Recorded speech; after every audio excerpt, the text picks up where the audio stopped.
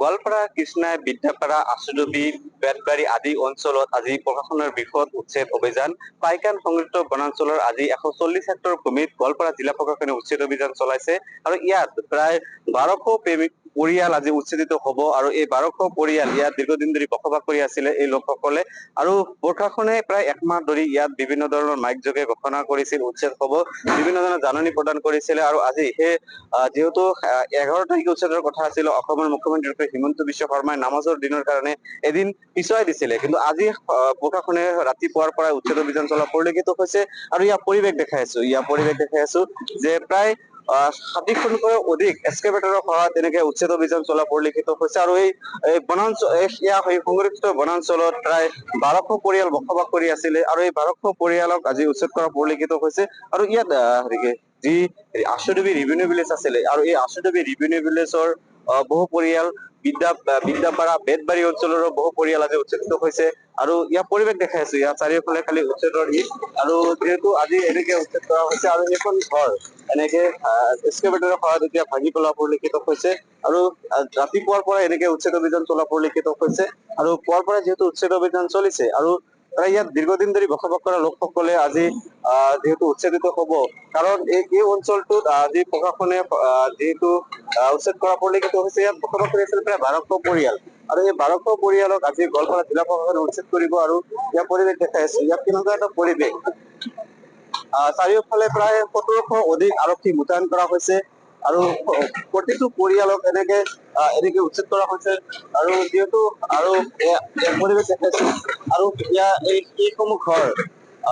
এইসমূহ ঘৰ বনোৱা হৈছিলে, যিহেতু কষ্টৰ উপাৰ্জিত ধনসমূহ ভঙা হৈছিলে। আৰু মোৰ লগত এজন সাংবাদিক আছে, তেখেতৰো ঘৰ উচ্ছেদিত হৈছে।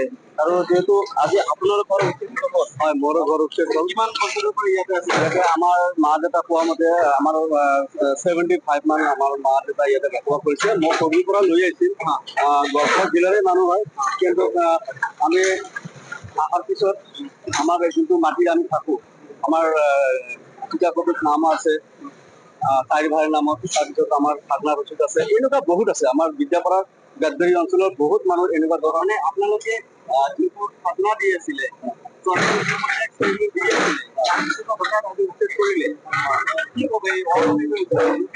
অমৰীয়া উচ্ছেদ কব লাগিব, এইটো অমৰীয়া উচ্ছেদ একদম মানে এই যিবিলাক মানুহ আছিল ইয়াতে বসবাস কৰি আছিল বহু বছৰ, কিছুবিলাক মানুহ 100 বছৰৰ মানুহ আছে ইয়াতে বসবাস কৰা মানুহ ইয়াতে আছে।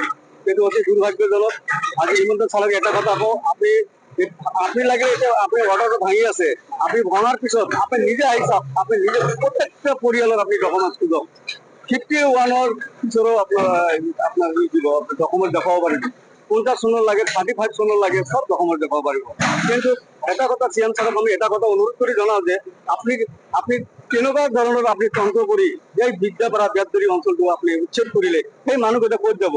গতিকে আমি চিএম ছাৰক এটা কথা আমি জানাও, আমাক পুনৰাই সংস্থাপন আমাক লাগিবই, নহলে আমি ক'ত যাম? আমাৰ মাটি বাৰী একো নাই, একদম কোনো কিছুই নাই। কিন্তু সপোনৰ ঘৰটো মই এটা ৰাইজৰ কিবা কৰিছিলো, মোৰ ঘৰটো আজি নোহোৱা কৰি দিলো। মই এতিয়া ক'ত যাম, ক'ত থাকিম? নাই, মই কোনো থাকাৰ কোনো ঠাই নাই। প্ৰশাসনে আজি উচ্ছেদ ৰাজনীতিক বুজি পাল নেকি? এইটো গোটেই অসমৰ মানুহ জানে, যিটো ৰাজনীতি এটা চলি আছে, এটা ৰাজনীতি চলি আছে, য'ত আলি ফজৰ বা কিবা থাকিলে তাতে উচ্ছেদটো বেছি হয়। এইটো কি কাৰণে তেনেকুৱা আমাৰ চিএম ছাৰে কৰি আছে আমি একো গম নাপাওঁ। নিশ্চয়কৈ ক'ব লাগিব যে ইয়াত প্ৰশাসনে আজি উচ্ছেদ কৰা পৰিলক্ষিত হৈছে। প্ৰায় 1700 আৰক্ষী বাহিনী মোতায়েন কৰা হৈছে, যাতে কোনো অপ্ৰীতিকৰ ঘটনা যাতে সংঘটিত হ'ব নোৱাৰে তাৰ প্ৰতি লক্ষ্য ৰাখি আৰক্ষীয়ে প্ৰায় 1700 অধিক আৰক্ষী মোতায়েন কৰা হৈছে।